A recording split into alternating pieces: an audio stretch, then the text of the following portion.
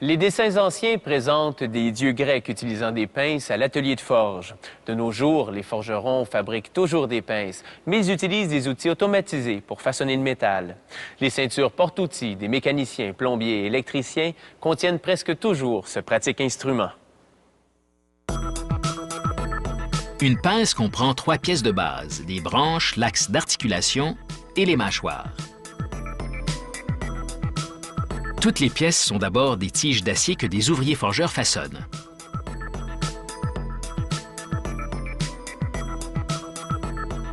Un puissant four électrique chauffe l'acier au rouge en quelques secondes. Ensuite, un ouvrier place une tige brûlante à la fois sur une matrice.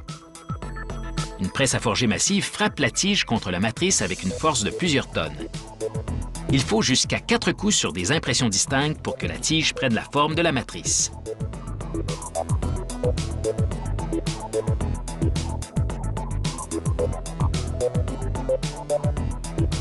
Ensuite, la pièce forgée est placée sur une presse qui enlève tout excédent d'acier.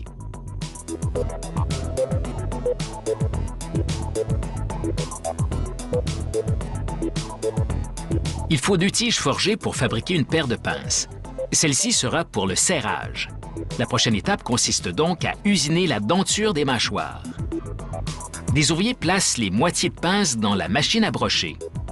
Ces douzaines de minuscules lames usinent l'acier sous une pluie de lubrifiant. Lorsque les lames se retirent, la mâchoire de chaque moitié de pince a une denture. Pour tremper l'acier, il faut lui faire subir un traitement thermique, soit un procédé appelé trempe étagée bénitique. Les moitiés de pince passent environ 2 heures dans un four au gaz à une température de plus de 800 degrés Celsius. Elles sont ensuite plongées dans de l'eau salée pour qu'elles refroidissent rapidement et de façon uniforme. Les dents de ces pinces devront être robustes. Elles reçoivent donc aussi un traitement thermique au laser pour les rendre encore plus dures et durables. Les pinces sont maintenant prêtes à être assemblées. Pour les pinces de serrage, un ouvrier insère un rivet monopièce et joint les 2 moitiés. Il place ensuite le joint sur une machine qui tourne à haute vitesse, produisant une force et une friction qui fixent le rivet. Les pinces coupantes sont aussi maintenues par un rivet, mais le procédé de mise en place est différent.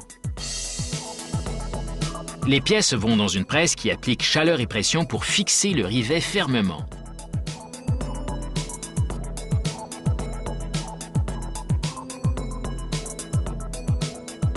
Des ouvriers insèrent ensuite les pinces coupantes entre 2 meules en pierre.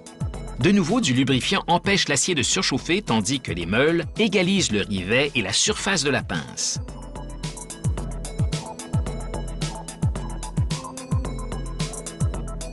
Par la suite, les pinces coupantes vont au four à gaz pour un autre 2 heures de traitement thermique, un procédé appelé trempe étagée martensitique. À la sortie, elles refroidissent dans une solution huileuse plutôt que salée, comme les pinces de serrage. L'acier est un matériau difficile. Il est donc essentiel de gérer le procédé de traitement thermique minutieusement, sinon le métal sera inférieur aux normes. Après le traitement thermique, les pinces sont plongées dans une cuve d'antioxydants qui contribue à protéger l'acier contre la corrosion et lubrifie les joints rivetés.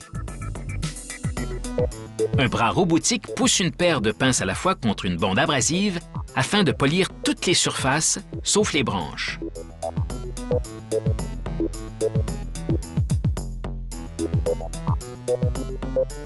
Un laser grave ensuite le logo de la compagnie et le numéro du produit. Des barres automatisées plongent maintenant des centaines de branches de pinces dans une cuve contenant du vinyle liquide. Pas d'écoutement car auparavant, l'usine a chauffé les pinces pour que l'enduit adhère mieux à l'acier.